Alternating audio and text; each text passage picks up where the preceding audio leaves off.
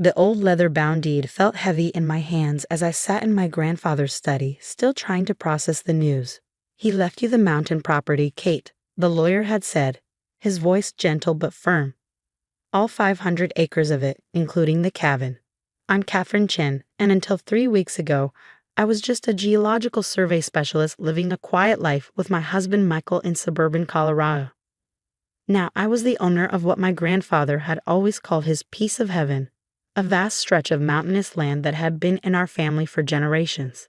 It's worth nothing." My mother-in-law Barbara's voice cut through the evening air at the Morgan family dinner. "Just rocks and trees and that run-down cabin." She exchanged knowing looks with my father-in-law, Robert, who nodded sagely. I should have expected this reaction. The Morgans were real estate developers, owners of Morgan Properties LLC, one of Denver's fastest-growing development companies. They'd been trying to buy my grandfather's land for years, but he'd always refused to sell. "Kate, dear," Barbara continued, setting down her wine glass with practiced precision, "you should let us take it off your hands. We'll give you, say, $10,000. That's generous for undeveloped mountain land with no road access." My husband Michael shifted uncomfortably beside me. He worked for his parents' company, trapped between loyalty to them and to me. "Mom, maybe we should." $10,000 is more than fair," Robert interrupted. "The property taxes alone will eat her alive.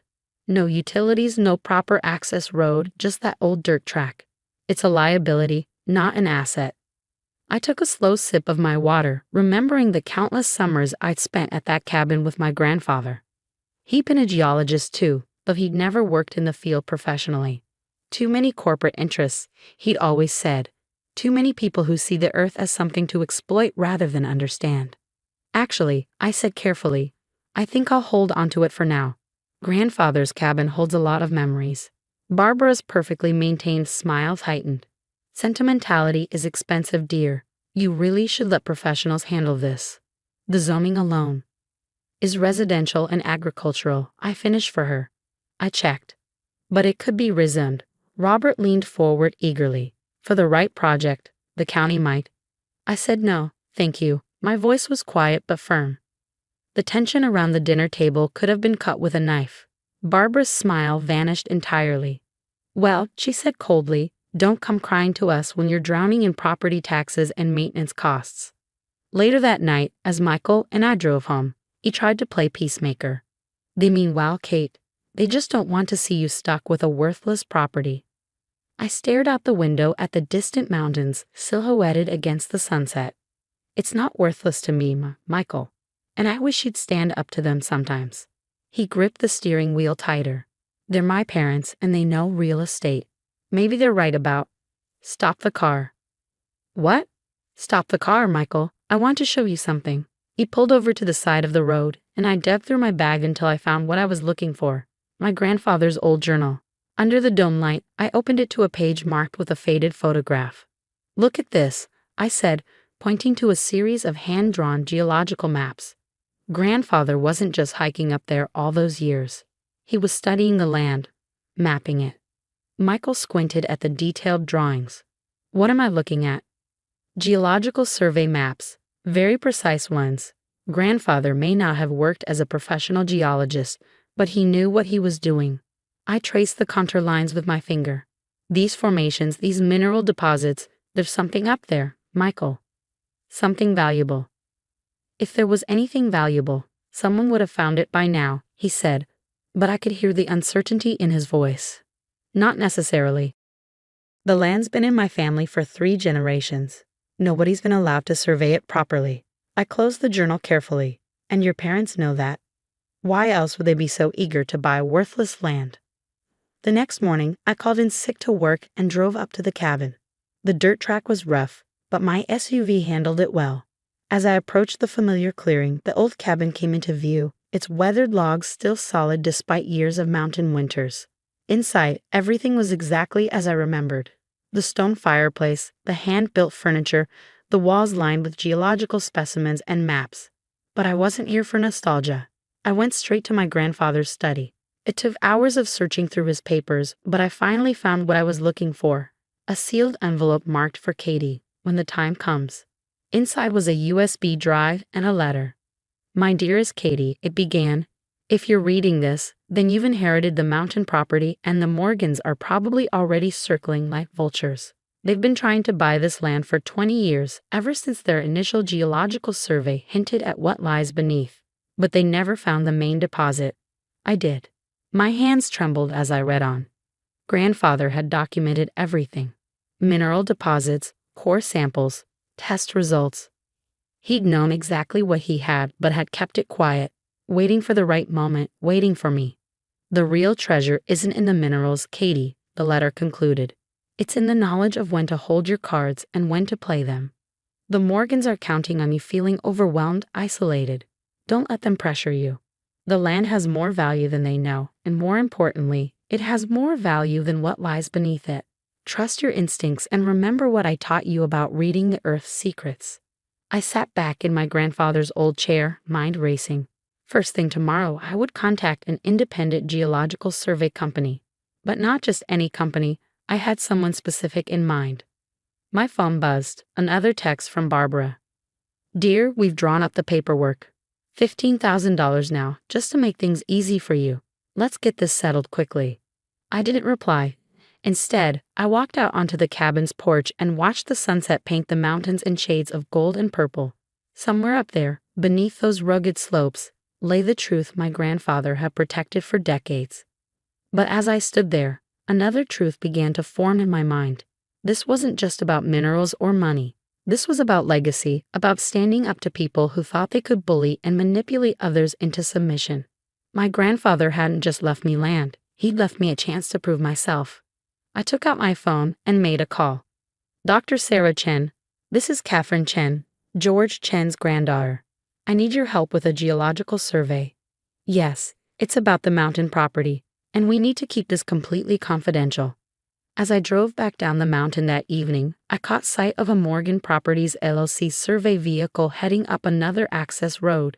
They were already moving, trying to find what my grandfather had discovered, but they were looking in the wrong place, following their 20-year-old data. I smiled, thinking of the detailed maps in grandfather's journal. Sometimes the best advantage isn't just knowing what you have. It's knowing that others don't know what you have. The real work was about to begin, and this time, I wasn't going to be the one feeling overwhelmed and isolated. The Morgans had no idea what they were about to face. The next 3 weeks were a carefully orchestrated dance of secrecy and precision. Dr. Sarah Chen, my grandfather's former colleague and one of Colorado's most respected geological surveyors, worked with her team and carefully planned shifts to avoid detection. Using my grandfather's maps as a guide, they focused on areas the Morgans had never thought to explore. Your grandfather was brilliant, Kate, Sarah said one evening, spreading out core sample results across the cabin's old oak table. He didn't just find the rare earth deposits, he found the mother lode. And he documented everything perfectly. The numbers were staggering. The land contained one of the largest deposits of rare earth elements in North America, crucial for everything from smartphones to electric vehicles. But that wasn't all. The water rights alone are worth millions, Sarah explained. The underground aquifer system is extensive and pristine. In Colorado, that's more valuable than gold. I nodded, remembering how the Morgans' latest development projects had struggled with water access issues. Now I understood their real interest in my worthless mountain land. My phone buzzed again. Barbara, for the third time that day. The offers had been increasing. $25,000, then $50,000, finally $100,000. Just trying to help you avoid a burden, dear, her last message read. I kept my response simple. Still not interested in selling. But thank you for your concern. That evening, Michael came home looking troubled. Kate, my parents are getting frustrated. Dad's talking about having the property assessed for fair market value, maybe forcing a sale through other means. I looked up from my laptop where I've been reviewing Sarah's preliminary reports. What other means? He shifted uncomfortably. They've been researching your grandfather's original purchase, looking for irregularities. Dad has some friends in the county records office. Are you warning me or threatening me? The question hung in the air between us. Finally, Michael sat down heavily. I don't know anymore. They're my parents, but the way they're acting, it's not right. No, I agreed quietly, it's not. And you're going to have to decide where you stand, Michael. Because things are about to change. The next morning, I put the final phase of my plan into motion. First, I filed all of Sarah's surveys and reports with the State Geological Office. Then, I contacted 3 major mining companies known for their environmental responsibility and sustainable practices. The responses were immediate and enthusiastic. By Friday, the Morgans had heard rumors. Barbara and Robert showed up at our house unannounced, all pretense of family concern gone. "What have you done?" Barbara demanded, her voice sharp. "We have surveyors reporting unusual activity on the property. If you've allowed unauthorized surveys—" "Nothing unauthorized about them," I interrupted calmly. "It's my land, remember? That worthless mountain property you were so concerned about." Robert stepped forward, his face red. "Now see here, young lady. We made you a more than generous offer." "You tried to cheat me," I corrected him. "You knew about the mineral deposits 20 years ago. Not the main deposit, you never found that, but enough to know the land's potential. That's why you've been trying to buy it all these years." "That's ridiculous," Barbara sputtered, but her face had gone pale. "Is it? Should we discuss the water rights you've been struggling to secure for your new developments, the ones that just happened to originate on my property?" Michael, who had been silent until now, turned to his parents. "Is this true? You knew the land was valuable." "Of course they knew," I said, opening my laptop to display the historical survey data I'd found in county records. "They've been trying to exploit my grandfather for years. When that failed, they thought they could pressure me into selling before I discovered the truth." "We were trying to help you," Barbara insisted, but her voice had lost its edge. "That land needs proper development, professional management, and it's going to get it," I cut in. "Just not from you." I handed them each a copy of the press release scheduled for Monday morning. Their faces went from red to white as they read the headlines: "Major rare earth deposit discovered in Colorado and sustainable mining project to create thousands of local jobs." "You're going to regret this," Robert growled. "We have connections." "So do I," I replied. "Would you like to see the list of environmental law firms ready to investigate any interference with my property rights? Or should we discuss the ethics complaints I'm prepared to file about your attempts to manipulate county records?" They left shortly after, Barbara's threats fading into shocked silence as the reality of their situation sank in. Michael stayed. "I had no idea," he said quietly, "about any of it." "I know," I took his hand. "That's why you're still here while they're leaving. You have a choice to make, Michael. Not between them and me, but between right and wrong." He squeezed my hand. "I think I already made it." The next few months transformed everything. The sustainable mining project became a model for environmentally responsible resource extraction. The water rights were leased to the county with strict conservation provisions, ensuring both profit and protection of the resource. But I kept the cabin and the surrounding 100 acres untouched, just as my grandfather would have wanted. On clear days, I could stand on the porch and watch the carefully planned mining operation in the distance, barely visible thanks to advanced low-impact techniques. 1 year after that first confrontation, I sat in my grandfather's study, now restored to its former glory. The wall of geological specimens had been expanded, now including samples from the very deposits he had discovered decades ago. My phone buzzed, a message from Michael. He had started his own environmental consulting firm, helping other property owners understand and protect their resources. He was finally free from his parents' influence, building something he could be proud of. Barbara and Robert had moved their operations to another state after their reputation in Colorado suffered from leaked documents about their attempted manipulation. They still weren't speaking to us. But somehow that seemed like a fair price for integrity. Sarah Chen had become a partner in our venture, her expertise helping to ensure that the mining operation remained both profitable and environmentally sound. The project had created over 3,000 local jobs, with more coming as we expanded into sustainable technology research. But the real victory wasn't in the money or the success. It was in proving that doing things the right way, respecting the land, being honest, standing up to bullies, could be more profitable than all the manipulative schemes in the world. I picked up my grandfather's old journal, its pages now carefully preserved. "You were right," I whispered. "The real treasure isn't what's in the ground. It's knowing when to stand your ground." The sun was setting over the mountains, painting the sky in shades of gold and purple, just like that evening when I first discovered the truth. From the cabin's porch, I could see the lights of the research facility we'd built beginning to twinkle in the distance. We were doing more than extracting resources, we were creating a future.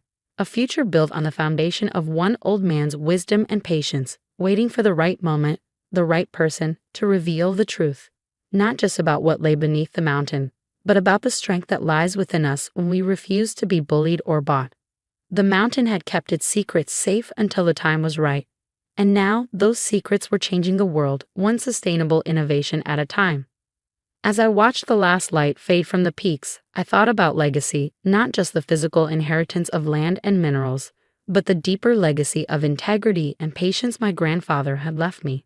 Sometimes the most valuable things we inherit aren't things at all, but the wisdom to know how to use them right. The next morning, I had a meeting with a group of young geologists eager to learn about sustainable resource management. Looking at their bright, determined faces, I saw the future my grandfather had envisioned.